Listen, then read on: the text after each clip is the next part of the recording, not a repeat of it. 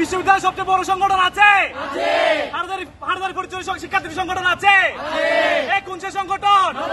আরো জোরে, জেনি মুন্নার একই সাথে নবভাগ 2024-2025 কার্যকরী কমিটির ক্যালেন্ডার উন্মোচন অনুষ্ঠান অনুষ্ঠিত হয়েছে। আগস্ট 14 তারিখ বৃহস্পতিবার সকালে চট্টগ্রাম বিশ্ববিদ্যালয়ের শহীদ মিনার চত্বর লিম ফাউন্ডেশন বাংলাদেশের চেয়ারম্যান লন্ডন প্রবাসী মাসুদুর রহমানের পৃষ্ঠপোষকতায় নবভাগ 24-25 কার্যকরী কমিটির এই ক্যালেন্ডার উন্মোচন অনুষ্ঠান অনুষ্ঠিত হয়।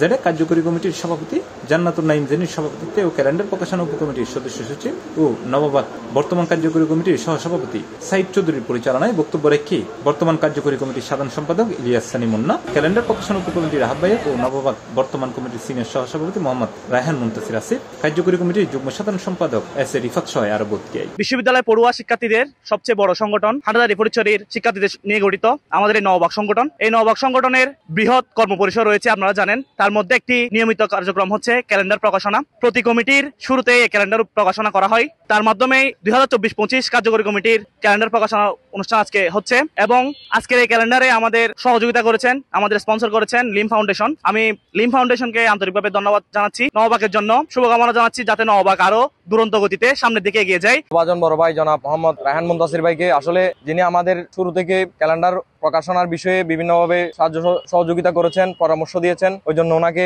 সংগঠনের পক্ষ থেকে ধন্যবাদ জানাচ্ছি। আপনারা জানেন নবভাগ একটা ঐতিহ্যবাহী সংগঠন, চট্টগ্রাম বিশ্ববিদ্যালয়ের আমাদের হাটহাজারী পরিচয় শিক্ষার্থীদের প্রাণের সংগঠন। আমাদের এই সংগঠনের দীর্ঘ আন্দোলন সংগ্রামের ইতিহাস রয়েছে। আমাদের এই সংগঠনে বিভিন্ন কার্যক্রম হয়ে থাকে।